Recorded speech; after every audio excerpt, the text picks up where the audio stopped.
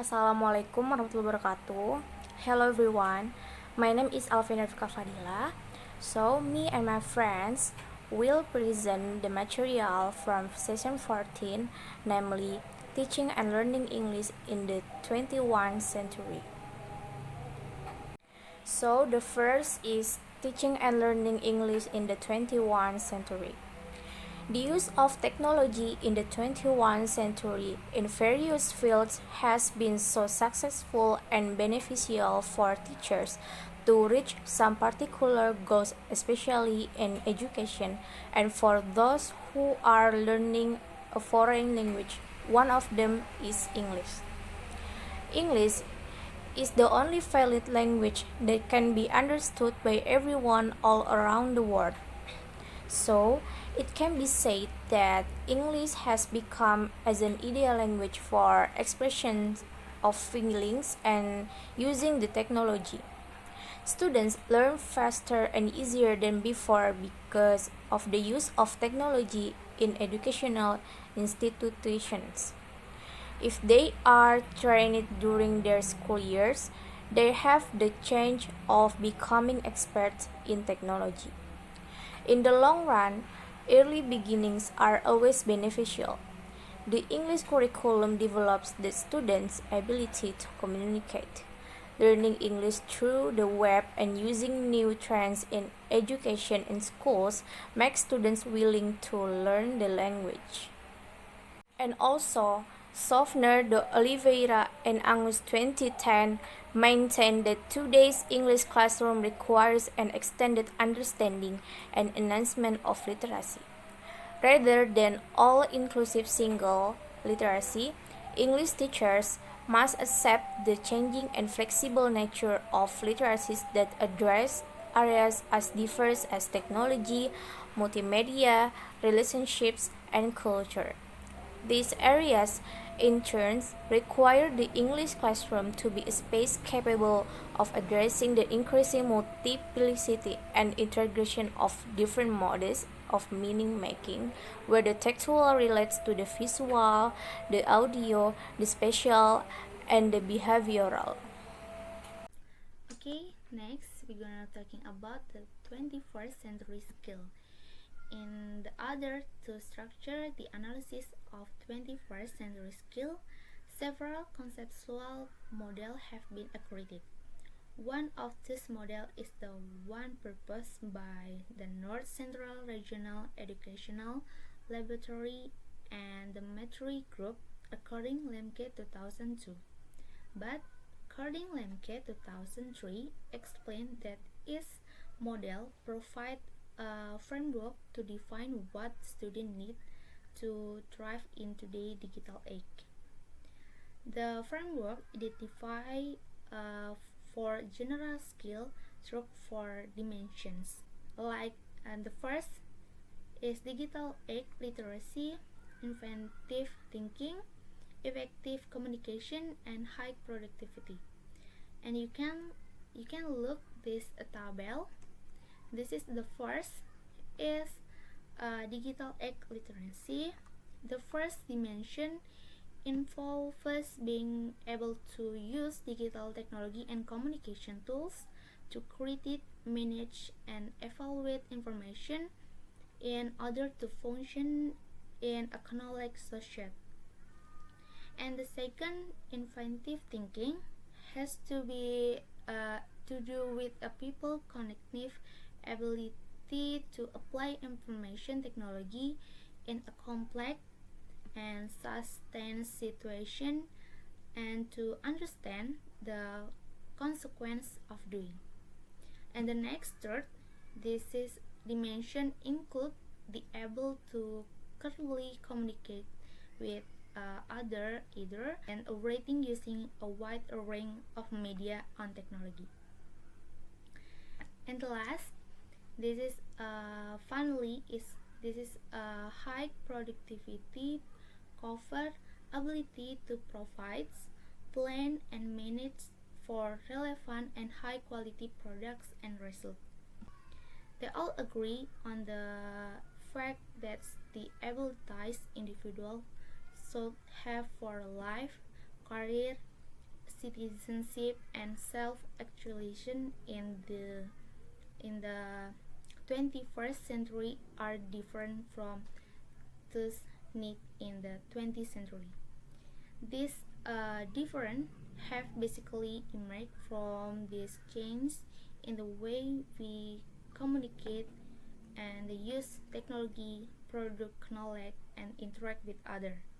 This change demands student work, citizen, and individual equipped with a new set of competence that allow them to act, thinking, and network successfully.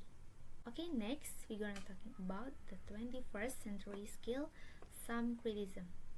The recent social and economic change have had a great impact on education and learning. However, there are many criticisms of language teaching in the 21st century. So there are aspects of the discourse that need to be considered carefully. One of them is, according to Roger, 2004, claimed that educators need to analyze discourse critically to be able to describe, interpret, and explain the current relationship among the economy, national, and educational practice. Proven of 21st century skill should be that knowing how to thinking critically,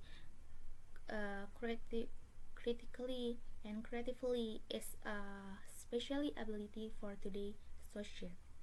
In this regard, according Sylvia 2009, explained that it is misleading and assume that critical and creative thinking is a unique to the 21st century.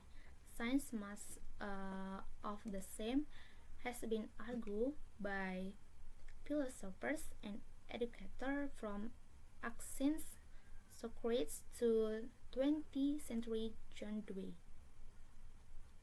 On the other hand, the 21st century skill movement appear to believe that education should be rooted in the skill-driven learning and hands-on experience.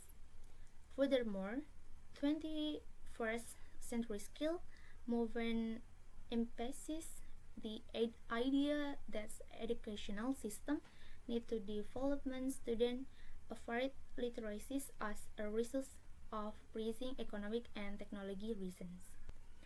And in the contrast, according Hibbs, that's argument that education should create a symbiotic relationship between core knowledge and skill, because general purpose knowledge help to transform all purpose ability is critical thinking skill. Despite its relevance, the 21st century skill movement need to be analysis and critiques. Some of its premise and emphasis convey value and interest that might bring about the disparities and inconsistencies. However, it is worthwhile exploring how some of its basic tenets can also help improve and transform the teaching and learning of English as a foreign language. How to incorporate 21st century skills into the EFL classrooms.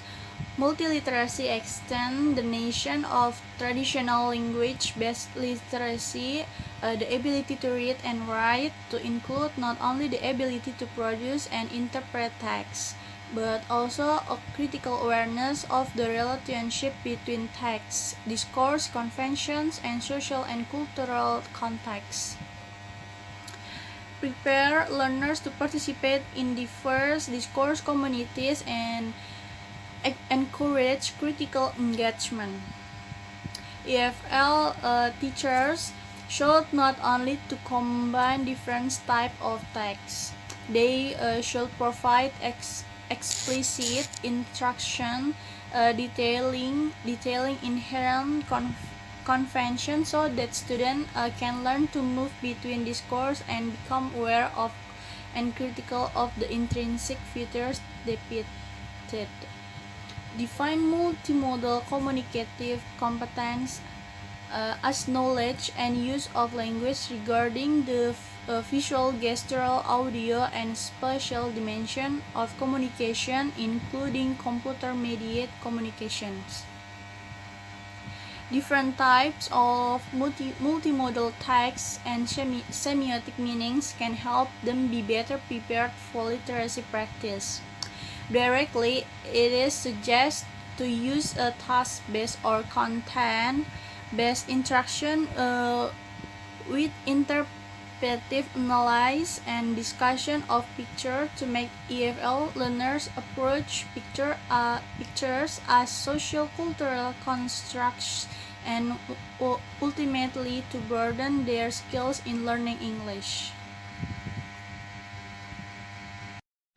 Conclusion: schools in general and EFL classroom in particular should provide students with a practice and process focused on acquiring and developing, among other things, creativity, critical thinking, collaboration, media literacy, self-direction and initiative, and social and cross-cultural skills.